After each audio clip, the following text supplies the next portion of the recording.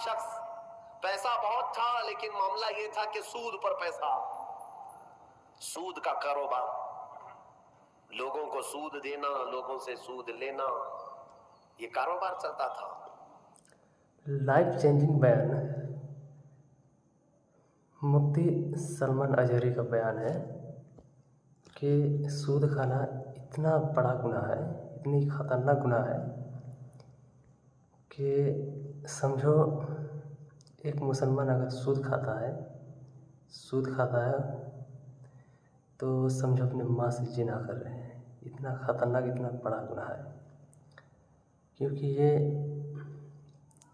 بہت خطرناک گناہ ہے۔ ان گناہ سے ہمیں بچنا چاہیے ہر مسلمان کو۔ سود بہت بڑا گناہ ہے، یہ حرام ہے، ہمیں سوچ سمجھ کر چلنا چاہیے، سود سے ہمیں بچنا چاہیے۔ آگے سنتے ہیں مولانا کی بیان، بہت اچھا ہے۔ مسلمانوں، اگر اپنے معاشرے میں سود کی بلا ہے تو فوراً توبہ کر لو۔ میرے آقا صلی اللہ علیہ وسلم کا فرمان عالی شان، جس نے سود کا ایک لقمہ کھایا وہ گناہ اتنا بڑا ہے کہ جیسے کہ کعبے کے سامنے اس نے اپنی ماں سے زنا کیا۔ یہ بہت خطرناک چیز ہے، لوگ اس کو آج ہلکے میں لیتے ہیں۔ پیسہ ڈبل کرنے والا سسٹم مسلمانوں کو بہت جلدی پسند آتا ہے۔ کوئی بھی آ جائے کمپنی، چیٹ فنڈ کمپنیاں صرف مسلمانوں کے محلے میں ہی کامیاب ہوتی ہیں، باقی جگہ نہیں۔ لاکھ روپے دو اور تم گھر میں نواب صاحب بیٹھے رہو، ہر مہینہ 10-10 ہزار آتا رہے، یہ پتہ ہی نہیں کہ کس طرح سے آتا ہے۔ تمہارے گھر میں آنے والا ایک لقمہ بھی تمہاری تحقیق کے بغیر نہیں آنا چاہیے، تم مسلمان ہو۔ ایک سکہ بھی تمہارے گھر میں بغیر تحقیق کا نہیں آنا چاہیے۔ اگر مشکوک، یعنی جس میں شک ہے، حرام کی بات نہیں کر رہا ہوں، حرام تو بڑی بات ہے، جس مال میں شک ہے اس مشکوک مال کا بھی ایک لقمہ کھا لیا تو اولاد بگڑ جاتی ہے۔ بزرگوں نے فرمایا اولاد بدتمیز پیدا ہوگی، بد اخلاق ہو جائے گی، کردار سے عاری ہو جائے گی، اس کا خیال رکھو۔ تو میں عرض یہ کر رہا تھا کہ حبیب عجمی سود کا کاروبار کرتے رہے۔ ایک دن ایسا ہوا کہ اپنی بیوی سے گوشت لا کر دیا اور کہا کہ پکاؤ۔ بیوی نے کہا لکڑیاں نہیں ہیں۔ کہا کہ میں فلاں کے اوپر میرا سود آتا ہے، سود میں وہ لکڑیاں لے آؤں گا۔ سود میں لکڑیاں بھی، گھر کا آٹا بھی سود میں لا کر کے دیے۔ بیوی نیک تھی، سمجھاتی رہی۔ اس دن دعا کرتی ہے مولا میرے شوہر، میرے سرتاج، میرے رفیق حیات کو ہدایت دے دے۔ جب چولہے پر یہ ہانڈی رکھی گئی، کھانا پک گیا، یعنی سالن پکا تو اس نے اتارا، حبیب اجمی دسترخوان پر تھا۔ ہانڈی کھولی گئی تو اس میں پکتا ہوا خون تھا، خون کے علاوہ کچھ نہیں۔ حبیب اعظمی نے پوچھا یہ کیا ہے؟ بیوی نے کہا جب لوگوں کا مال سود میں لا کر کے دو گے تو اللہ تعالیٰ تمہیں دنیا میں ہی خون کھلا رہا ہے، آخرت میں کیا عذاب ہوگا۔ بات اثر کر گئی دل پر، اور ڈر بھی گئے کہ اپنی آنکھوں سے دیکھا کہ پکتا ہوا گوشت خون بن چکا ہے۔ فوراً پورے جسم میں کپ کپی طاری ہو گئی، توبہ کیا، کھڑے ہو گئے۔ گھر سے باہر نکلے تو راستے سے جا رہے تھے، بچے جو کھیل رہے تھے، ایک بچے نے پکار کر کہا اے بچے ہٹو، یہ سود خور آ رہا ہے، اس کی چھاؤں کہیں ہم پر پڑ گئی تو ہم برے ہو جائیں گے۔ بچوں میں بھی یہ بات آ گئی تھی۔ حبیب اجمی کو آج دل پر بات لگی، میرا رب کسی کے لیے ہدایت دیتا ہے تو کچھ ذریعہ بنا دیتا ہے۔ حبیب اجمی اب رونے لگ گئے کہ میں اس قدر خستہ ہوں، اس قدر بدنام ہوں کہ بچے میری چھاؤں سے بھاگ رہے ہیں۔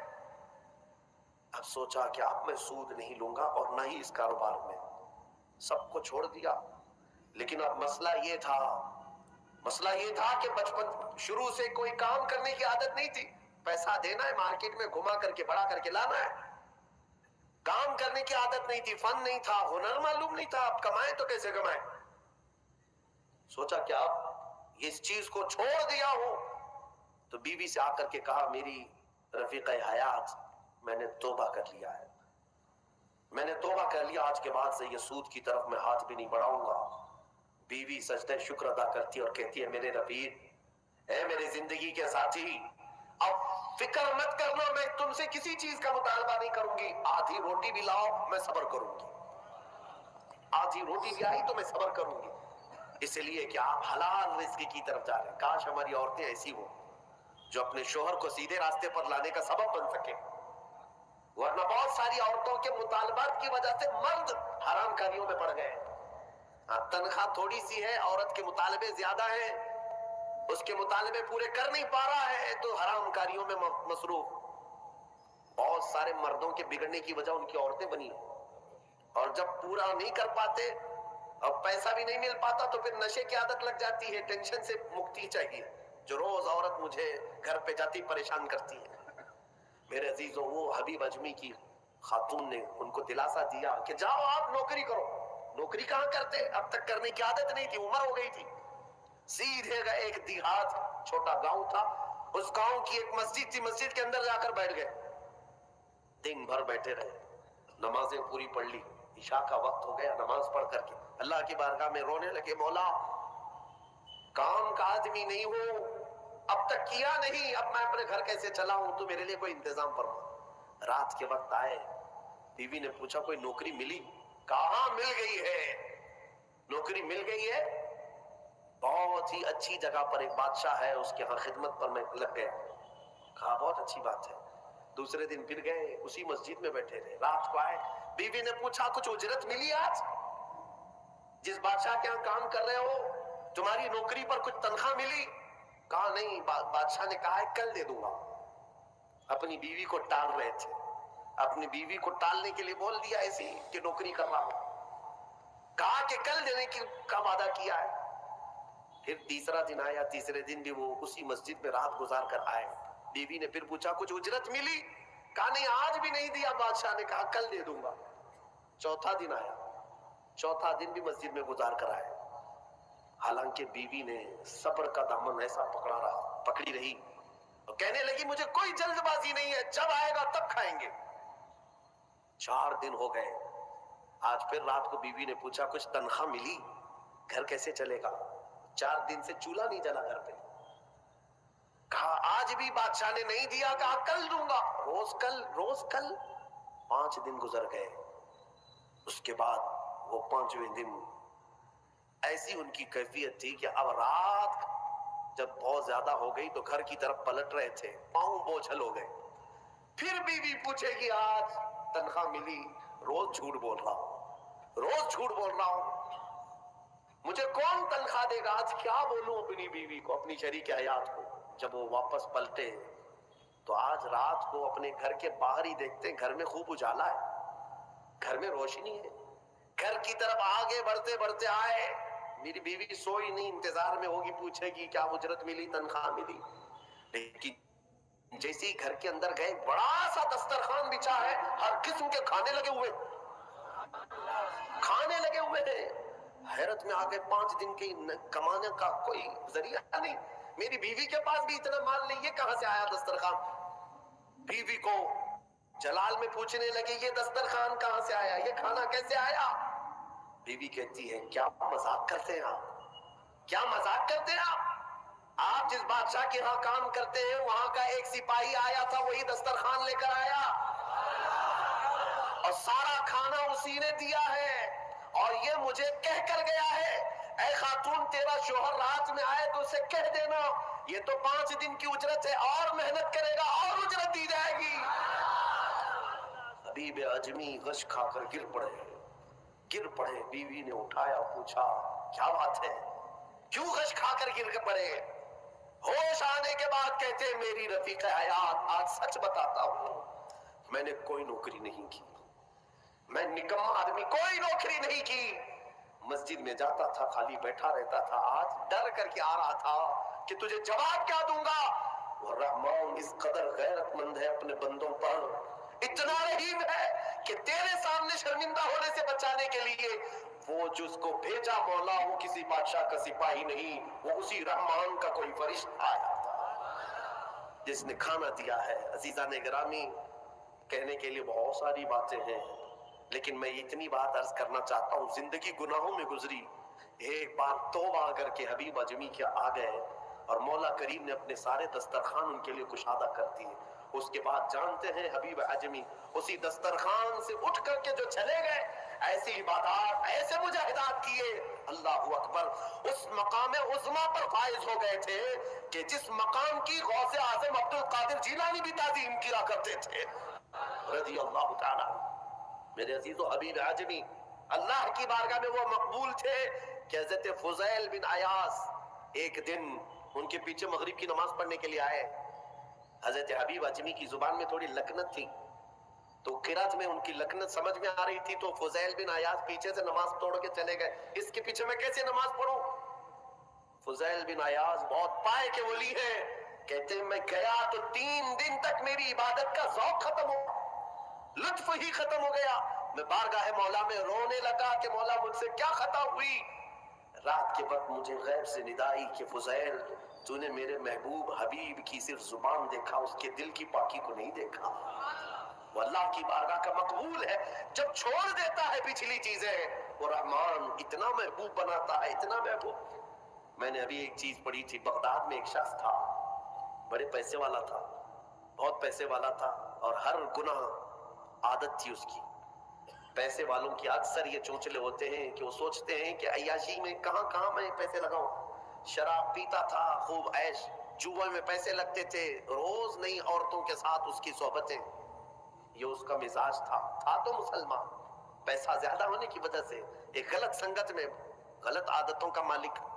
उस शख्स की आदत ये थी कि रोज एक नया गुनाह करता था और डायरी बनाया हुआ था, उसमें सब लिख भी दिया करता था। आज मैंने इतने पैसे का जुआ खेला, आज मैं ये फलां शराब पी है, आज मैंने इन लड़कियों से जिना किया है, आज मैं फलां जगह ये किया, सब जो करतूत होते थे सब डायरी में लिखता था। इतनी बड़ी डायरी भी बन गई। एक दिन ऐसा हुआ कि गुजर रहा था बाजार से, एक खातून को देखा जो हसीन थी और मजबूर नजर आ रही थी। उसके पास गया, कहा क्या चीज है? उसने कहा मुझे माल की जरूरत है। उसने कहा चल मेरे घर, मेरी ख्वाहिश पूरी कर, मैं तुझे जितना चाहिए वो दे देता हूँ। वो औरत चली आई साथ में, वो औरत आ गई। जब ये नौजवान जो बगदाद का बड़ा पैसे वाला मालदार रात के वक्त अपने बिस्तर पर आया और उस खातून को कहा कि आजा हम दोनों तन्हा हैं, वो औरत रात के वक्त सो तो गई लेकिन उसका पूरा जिस्म पीला पड़ गया, उसका चेहरा पीला और हाथ पैर कांपने लग गए। ये नौजवान उठकर खड़ा हुआ, कहा कि डर रही है तू किसी बात से? तेरे जिस्म की ये जर्दी किस बात की? वो खातून कहती है नहीं कोई बात नहीं। फिर उसने कहा डर मत, इस महल में कोई नहीं आएगा मेरी इजाजत के बगैर, ये सब पूरी मेरी प्रॉपर्टी है, ये मेरी शहंशाहियत है यहाँ पर। उस खातून ने कहा हाँ ये तो मैं देख रही हूँ, लेकिन मुझे डर इस बात का है कि वो रहमान मुझे देख रहा है, उसके सामने मैं कैसे नंगी हो जाऊं? मैंने आज तक ये गुनाह नहीं किए, मैं पेशावर औरत नहीं हूं। वो कहती है मैं एक बेवा औरत हूं, मेरे 3 बच्चे हैं, 4 दिन से भूखे हैं। मैं रोज उन्हें तसल्ली देती हूँ कि मुझे बाजार में कुछ काम मिल गया तो मैं उजरत ला करके तुम्हें खिला दूंगी, मुझे कोई नौकरी नहीं देता, और आज मैं मजबूरन बाजार में खड़ी थी, तू मुझे मिल गया। मैं अपने छोटे बच्चों के, यतीम बच्चों की भूख को खत्म करने के लिए तेरे घर आ गई, लेकिन जब बिस्तर पर सोई तो मुझे खौफ होने लगा कि मेरा रब देख रहा है। मैंने आज तक जिस्म को नंगा नहीं किया। वो डरी हुई औरत थी, पाकीज़ा औरत थी। जब उसकी जुबान से ये जुमले निकले तो ये जो नौजवान था, जो गुनहगार था, वो खड़ा हो गया, कहा ए खातून उठ जा, बिस्तर से उठ जा। और उसके बाद कहता है देख मैं तुझे बताऊं मेरे पास क्या क्या है। उस जमाने की जो सवारियां थी, घड़ियां थी, सब मेरे पास, बड़ा बंगला, बड़ी जायदादें, हर तरह के खाने, सोने चांदी जेवरात सब मेरे पास। मौला ने मुझे बहुत कुछ दिया, लेकिन आज तूने मुझे दिल दिया, आज तूने मेरे दिल को झिझोड़ा। मेरे पास इतनी नियामतें होने के बावजूद मैं अब तक डरा नहीं अल्लाह से, और तेरे घर में खाने को एक लुकमा भी नहीं, फिर भी तू अल्लाह से डर रही है। मजबूर होने के बावजूद तू डर रही है अल्लाह से।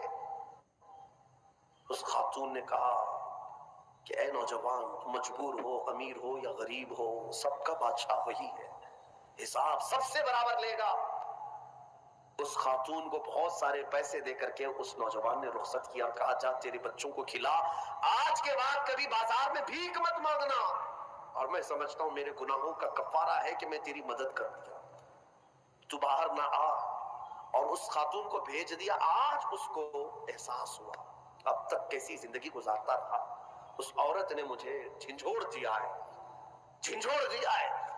رات کو مصلی بچھایا اور اللہ کی بارگاہ میں کھڑے ہو کر کہنے لگا، مولا بہت گناہ کر چکا ہوں، بہت گناہ کر چکا ہوں، پورا جسم داغتا ہے، کیا مجھ جیسا آدمی بخشے جانے کے قابل ہے؟ کیا مجھ جیسا آدمی معاف کیے جانے کے قابل ہے؟ رویا جا رہا تھا، اور اس کے بعد وہ سر اٹھا کر کہتا ہے، اے رب، اے رب، میں نے اتنے گناہ کیے کہ لکھتے لکھتے میری ڈائری بھر گئی ہے، بک بھر گئی ہے، پھر تیرے پاس جو فرشتے ہیں نامہ اعمال لکھنے والے، انہوں نے کتنا۔ اور اس کے بعد ہاتھ جوڑ کر کہتا ہے، رحمان، اپنے دربار میں اتنی بات عرض کرتا ہوں، اگر میں بخشے جانے کے قابل ہوں تو مجھے معاف کر، یا تو پھر آسمان سے آگ بھیج کر کے مجھے ہلاک کر دے، مجھے ختم کر دے مولا، میں بہت داغدار ہوں، بہت داغ دھبے لگا دیے۔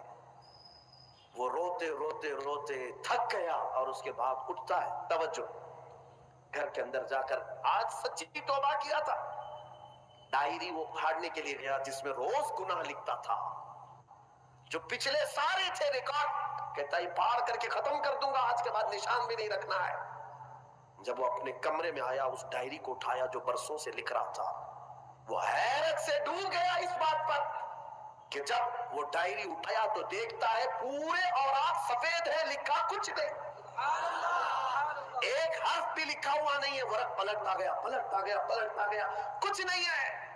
وہ ادھر ادھر دیکھنے لگا، اس میری ڈائری سے مٹایا کس نے، میرے سارے ریکارڈ کس نے مٹایا؟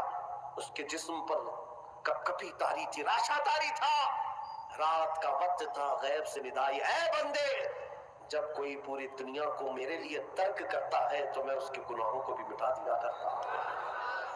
جب زندگی میں لکھی ہوئی ڈائریاں مٹ جاتی ہیں تو میرے مولا کو یہ اعمال نامے سے مٹانے میں دیر نہیں لگے گی۔ یمحو اللہ ما یشاء، اللہ جس سے چاہتا ہے وہ ساری چیزیں مٹا دیتا ہے۔ یہ ویڈیو اتنا اچھا ہے کہ دل کو چھو لینے والی بات ہے۔ مفتی سلمان اجہری کا یہ بیان ایمان کو ایک دم تازہ کر دیا ہے۔ بہت اچھا ویڈیو ہے۔ ایک شخص، مطلب ایک انسان گناہ میں ڈوب جاتا ہے، وہ اپنا ڈائری بھر لیتا ہے گناہ کرتے کرتے۔ ایک عورت جو 3 بچے کی ماں ہے، وہ ایک معصوم بچے کو کچھ کھانے کے لیے وہ راستے سے گزرتا ہے اور اس کے گھر تک پہنچتا ہے، پھر اسے اللہ کی یاد میں، خوف میں ڈر کر یہ کہتا ہے، پھر اس کی باتوں سے اس نوجوان کو آنکھیں کھل جاتا ہے اور اس کے ذریعے سے وہ گناہ چھوڑ دیتا ہے، اللہ سے رو رو کر دعا مانگتا ہے کہ اے رب، مجھ سے بھول ہو گیا، مجھ سے گناہ ہو گیا ہے، تو میرے گناہ کو مٹا دے۔ تو اس کے اعمال نامہ گناہ اللہ تو مٹا دیتا ہے، لیکن وہ جو ڈائری میں لکھا ہے، اس ڈائری کا گناہ بھی اسے مٹا دیتا ہے۔ تو سمجھو یہ رب کچھ بھی کر سکتا ہے، بس تم توبہ تو کرو۔ تو یہ ویڈیو ہے اس بندوں کے لیے جو سب سے زیادہ گناہ کرتا ہے، اور گناہ کر کے وہ سوچتا ہے کہ میرا گناہ رب معاف کرے گا کہ نہیں۔ تو ابھی بھی موقع ہے کہ سود سے بچو، حرام سے بچو، زنا سے بچو، تمام گناہ سے بچو، اور اللہ سے توبہ کرو کہ آئندہ میں گناہ نہیں کروں گا۔ دل سے توبہ کرو، اللہ معاف کرنے والا ہے۔ ایک نوجوان کا گناہ جب ڈائری میں لکھتا ہے اور مٹا دیتا ہے، اللہ تعالیٰ پورا صاف کر دیتا ہے، سفید کر دیتا ہے پنہ کو، تو اعمال نامہ مٹانے میں کوئی دقت نہیں ہے، اس میں کوئی چھوٹی بات نہیں ہے۔ تو ہر بندہ گناہ سے ڈرو اور گناہ سے توبہ کرو۔ اللہ ہر جگہ موجود ہے، وہ دیکھتا ہے، سنتا ہے، جانتا ہے۔ تو یہ ویڈیو بہت اچھا ہے، اس ویڈیو کو زیادہ سے زیادہ شیئر کیجیے اور سبسکرائب کیجیے، تاکہ آپ کی وجہ سے کوئی اور سدھر جائے۔ تو یہ ایک نیکی کا ذریعہ ہے۔ اس ویڈیو کو پورا دیکھیے اور سنیے، بہت اچھا ہے۔